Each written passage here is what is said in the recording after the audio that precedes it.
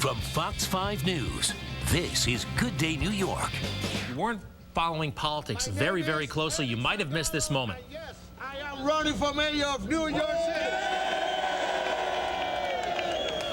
Erick Salgado is his Call name. him Reverend Salgado. Reverend Erick Salgado of Staten Island. He's 42 years old, and he is running for mayor. He's been doing it for months, actually, showing up at the mayoral forums. Let's see. Mr. Reverend Salgado is a Bronx native. He lives on Staten Island. He is a minister. He ministers, I think, every Sunday. Yes. And he also has six children. 6 kids.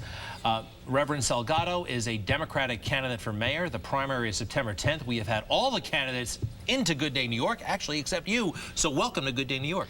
Thank you for inviting me. For me, it's an honor to be here, and I'm more than glad that I am included in this show as well. Reverend, how are you different from the other candidates that are running?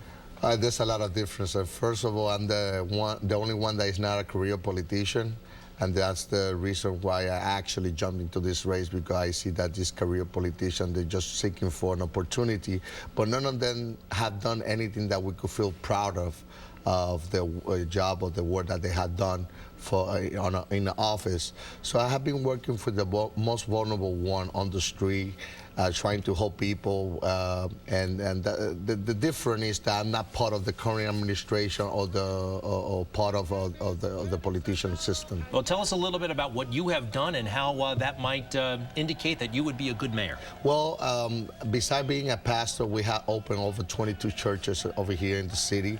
I have been also a businessman. We opened and changed a bookstore with my spouse, Sonia, in the city, and we have been working very hard. How many bookstores? 5 different ones we opened all over the city. That was in the 90s, and then after we start one of the biggest radio networks, Spanish radio network. We have simultaneously 4 different stations airing 24 hours a day in the city with more than 300,000 listeners, and I'm proud of that. We opened that in 2001, and right now it keeps growing. So I'm a pastor, but at the same time I'm also a businessman, so I know how to administrate, but also I know how to connect with the people, which is very important for One this of the race. big issues in New York is the public education system and the school system. You know, we just saw these required testing. The kids did not do well. 1/3 of the students passed math and reading. How would you handle the education system? First of all, we have to understand that New York City is not a melting pot. It's a collection of different communities.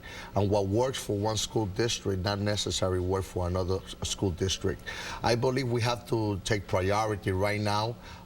They are so focused on teaching the kids how to use, different things. The Plan B is another situation. They spend so much time trying to give the morning after pill to children and child of only 13 and 14 years old without the consent of the parent. Are you for that or no, against that? I'm against that. I think we have to give priority. If we don't have money to educate the kids, if we don't have money to give a fair contract to the teachers or to the bus drivers, then why are we spending $3 million and giving the money after pill to children of 13, 14 years old without the consent of the parents? Sir, a lot of what you said so far sounds reasonable. I think people will like it, like the message, but we're less than a month away from the primary. And quite frankly, nobody outside of your immediate friends and family and most ardent supporters knows anything about you and has really seen you. That's not necessary. Not what? That's not necessarily true. I just cashed John Lou in the last poll. So you guys are tied for last place?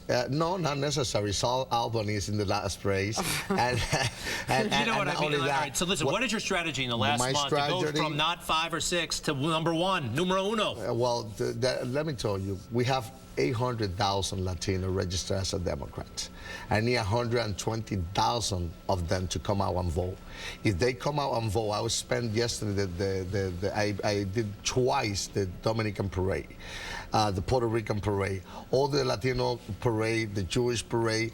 And I believe if I get 120,000 of them to actually come out and vote for me, I'm going to be the next mayor of New York City. Wow. What do you think about Anthony Weiner running?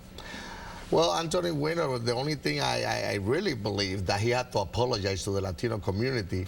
I mean, to have a person doing what he's doing over the internet and then using a Latino name is like trying to blame the Latino people. Oh, the Carlos Danger. Of course, I'm the only Latino over here. He's not Carlos. The other day he says Antonio now.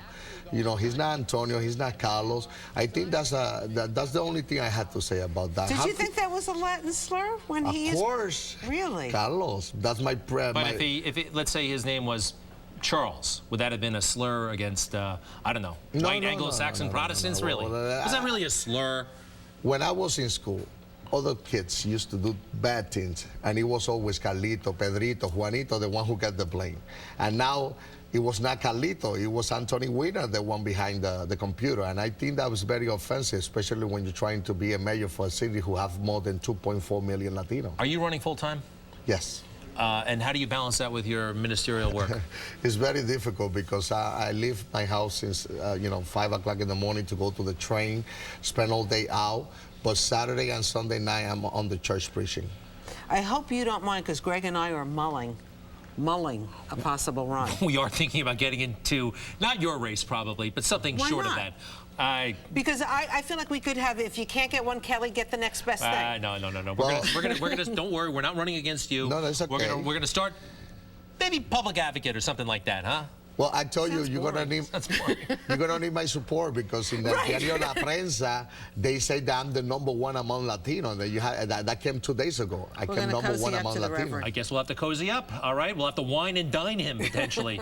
All right, Reverend Erick Salgado, good luck and stay in touch. Okay.